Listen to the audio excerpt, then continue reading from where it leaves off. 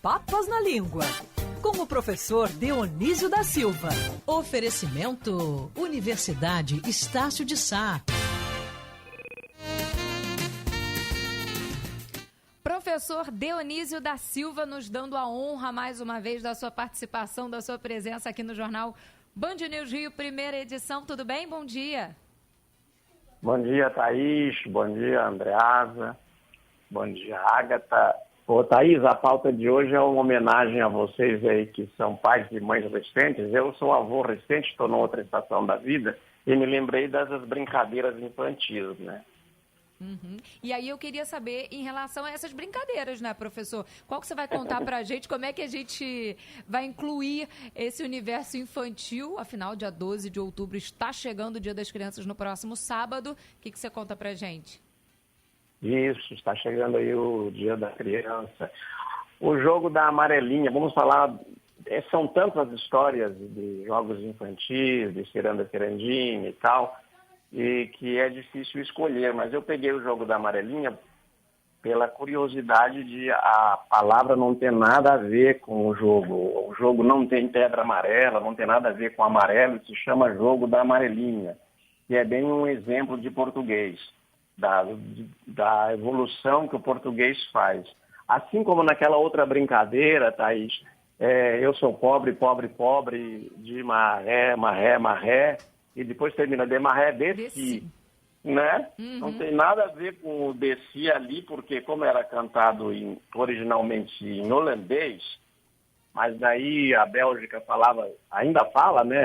A Bélgica é menor do que uma fazenda do Pará, mas é um país que tem duas línguas. Então, a parte francesa pegou essa canção de maré, maré, de maré, maré, desci, que era cantado em holandês, levou para o francês, e esse desci veio da expressão eu sou pobre, je suis pauvre, dans ce jeu d'ici. Nesse jogo daqui eu sou pobre, eu faço às vezes da mãe pobre que tem que casar a filha rica.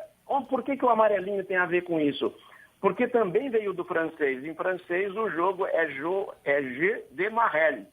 E marelle, que originalmente não tem nada a ver com a cor amarela, não designa o amarelo, originalmente foi uma pedrinha, né, que se chamava jeton, feita de madeira, ou uma pedrinha mesmo, não só a forma da pedra feita em madeira, mas a pedrinha mesmo que se jogava ali para a criança ir pulando num pé só, ou então depois usando os dois. Todo mundo conhece o jogo da amarelinha, né? Professor, estávamos falando da amarelinha, falamos de maré desci, e agora a gente retoma a nossa coluna, né? Falou da pedrinha chamada jeton, e aí a gente chega a essa palavra jeton, né, professor? O jeton hoje em dia tem um uso aí até um tanto corrompido, digamos assim. Ô André, eu estou aqui lembrando o seguinte, né? Que o jogo da amarelinha, ele é um jogo de rua. Ele está registrado em gravuras desde a antiga Roma, antes de Cristo. As crianças jogavam isso na rua. Hoje a rua ficou muito perigosa, não dá nem para jogar o amarelinha ali, fazer aquele traçado no chão, fazer o jogo da amarelinha. O jeton, Andreasa, ele levou esse nome aí porque ele não tem propriamente a ver com a pedrinha, né? Que em francês GT é jogar, então arremessar, você joga, por isso que é jeton. Oi? Arremessar, jogar, projetar. Arremessar, jogar, a pedrinha tem mais a ver com a amarela. Agora, o link que eu queria fazer, a ligação, para mostrar para os ouvintes adoram isso, por que a gente, como é que as palavras, por que a brincadeira ganhou jogo da amarelinha, ganhou este nome? Quando o mesmo jogo em outros países se chama, por exemplo, no Chile é o mesmo jogo, é luche. Na Argentina, rayuela, que inclusive tem um romance fantástico, a seleção é um romance, né, do Cortázar, aquela montagem de histórias fantásticas, La Rayuela. Em outras partes do Brasil se chama, por exemplo, macaca, porque parece que a pessoa está com a macaca, está pulando sobre um pé só, não é? Então, eles vão dando os nomes de acordo com aquilo que lhes parece. No caso da amarelinha, nós não temos a palavra marrel, nem sequer nós temos uma palavra parecida com marrel. Então, a gente pega a palavra mais próxima do nosso vocabulário e põe um A, amarela. E, por fim, nós colocamos no diminutivo, porque no Brasil tudo vai para o diminutivo. É uma tendência. Quando é nomeado um ministro da Suprema Corte, você diz, sabia que o Marquinho agora é ministro? Que Marquinho? O Marquinho, filho da dona Maricota. O Marquinho é o doutor Marco, não sei das quantas, filho da dona Maria, de ascendência nobre, um nome muito comprido, pelo menos, mas fica assim, o Marquinho, filho da Maricota. Agora, professor, além disso, a gente tinha deixado para hoje uma expressão enviada por um ouvinte na semana passada. Ele queria saber, não tem nada a ver com criança, mas tem a ver aí com essa participação, essa interação que é sempre muito produtiva. Barba de molho. Eu adoro essa expressão, usei hoje aqui no programa. Botemos a barba de molho relativamente à partilha do pré-sal. E aí, professor? Olha, a expressão barbas de molho também é muito antiga. A língua é um sistema estável, né? A nossa, apesar de ser uma das línguas mais jovens, vai para o seu primeiro milênio.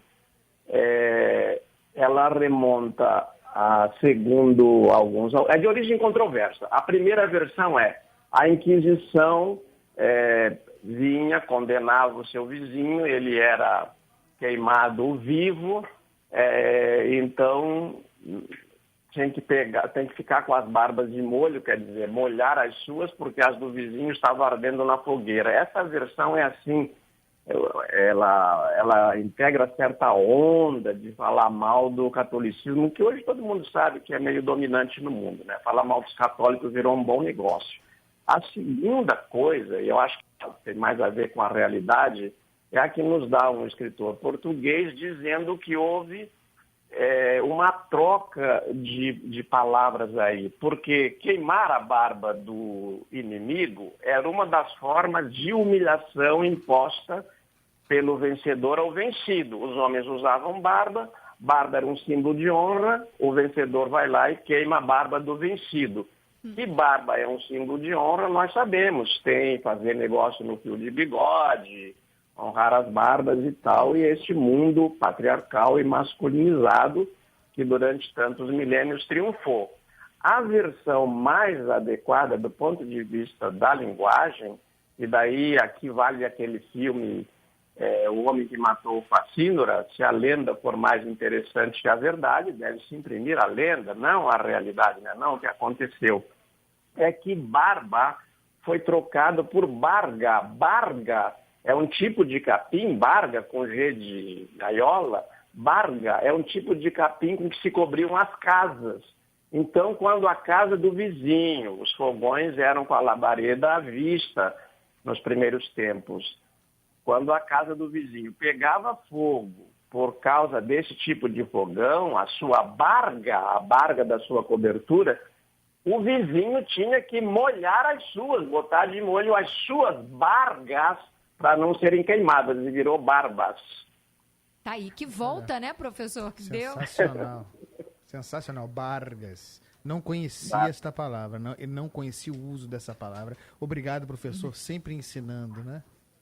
Professor, olha, amanhã a gente tem repeteco, a gente reforça que quem não conseguiu pegar a coluna hoje, amanhã no Notícias da Manhã, Mário Dias Ferreira, Francine Augusto, trazendo um repeteco do que a gente conversou hoje, né? Eu aproveito para te dizer, Thaís, duas coisinhas assim rapidinho. Ontem um taxista me trouxe em casa, eu estava num grande encontro aí na Barra mesmo, e o Paulo, ele me disse, eu não perco um programa lá da Band News, não perdia com o Boixá, não perco agora. E eu queria dizer para vocês o seguinte, que este programa mudou a minha vida, porque eu achava, quando vinha esse programa, lá vem um professor, vai encher de baboseira, porque eu tinha uma experiência de escola e tal.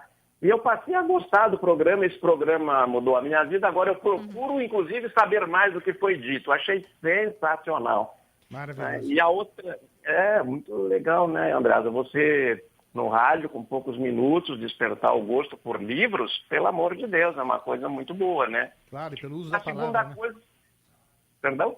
E pelo uso da palavra, né? Pelo uso preciso da palavra, pela compreensão do significado daquilo que a gente usa correntemente, faz a diferença mesmo. Não, e depois desfazer certas crendices da palavra que prejudicam muito o povo brasileiro, né? Como dizer assim, discutir religião e política não se deve. Claro que se deve. Enquanto você não discutir bem religião e política, você terá os políticos que temos e os pregadores que temos. Nós temos que discutir esse assunto. São assuntos seríssimos, né? Exato. E a outra coisa que eu queria dizer, Thaís, a propósito é que de você dizer que depois a gente pode ouvir, o ouvinte poderá ouvir a coluna em outra hora, né? Outro momento, às vezes não pode nesse momento. Eu acho muito importante deixar lá na internet, está atualizadíssima, aliás, eu vi que a do dia 3 está lá, a coluna do Andréada está lá, do Milton está lá, todas as colunas estão lá no site da Band News. É o seguinte, eu dou aula à distância para 600 mil alunos. Nem todos assistem aquela aula naquela hora, fica lá no sistema. Vão assistir quando quiserem. A tecnologia está mudando o ensino e mudando a mídia no Brasil, como todos sabemos. bandnewsfmrio.com.br, lá você acompanha todos os colunistas que vão ao ar aqui na Band News do Rio de Janeiro.